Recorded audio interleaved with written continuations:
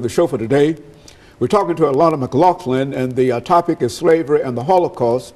And she's given us quite a bit of information in reference to the inhumanity of man toward man in both slavery and the Holocaust.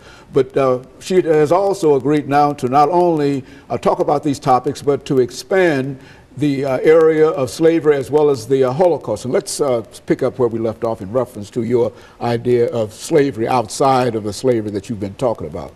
Well, if you just tuned in to the last 10 minutes of the show today, we basically, from the last two segments, we talked about how the slaves fell and the perspective of if parents want to tell them about the history, if they're too mature or if they're too immature. Now, in the first segment, I'm going to go back and expand on what slavery really means. Now, slavery still goes on. It might not go on as familiar, or it might not go on as often, but it still goes on in China, India, Indonesia, Asia, Philippines, the Netherlands.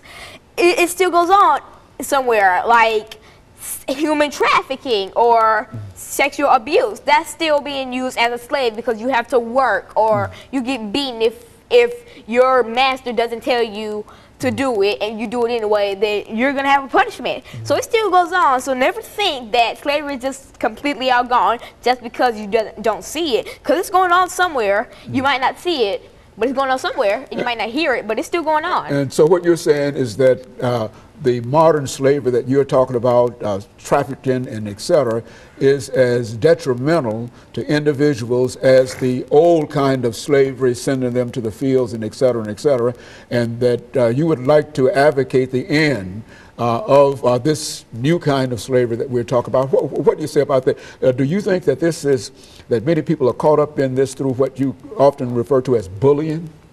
Yes, cyberbullying. You can be bullied anywhere. It doesn't matter if you're on the internet, because some people believe that anybody likes them more people like them if they're prettier, or more people like them if they're more popular, if they have long hair, short hair, and long skirts and short skirts, and they think that they are liked more just because they're better than their usual self. Now, bullying mainly goes on with your electronics like iPod Touch, iPhone 4S, laptops. It mainly goes on there, and I'm trying to stop it right there. Don't expand more to where you can be bullied at home, in your own house, because it already happened. Just stop right there, cut the cord, quit bullying, and I literally will start my own campaign to stop bullying in MNPS, the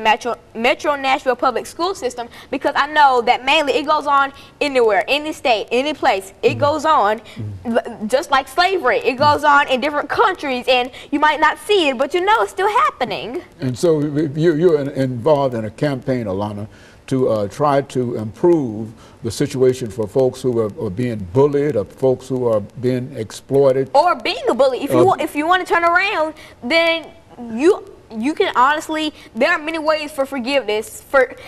Ask the people that you bullied to forgive you. Ask for forgiveness, like you do if you committed a sin to the Lord. Ask forgiveness. And so in a real sense, I think you introduced something that's quite unique here, that you think it's more important to deal not only with the persons who are bullied, but the people who are bullies themselves. Is that what you're saying? Is that you really stop the bully, and then there is no bullying? Is that what you're trying to say here? I really believe that everybody deserves a second chance. From being bullied to being a bully, from being in the making of both. I really believe that everybody deserves a second chance, because, you know, you're not born a bully. You can be like, oh, yeah, I'm tough. But you're not born a bully. You're made into a bully because you see your parents fighting with each other. You're going to go do it to somebody else. In your early childhood, if you're traumatized by something, then that could lead on to further mess. And basically, that bullies might be the people who are bullied, and they're just doing it so that they don't get hurt anymore, or that they were traumatized in their earlier years, and they're just gonna go do it because they see their parents doing it, and they're gonna recreate that until it finally all stops. And so, what would you tell your class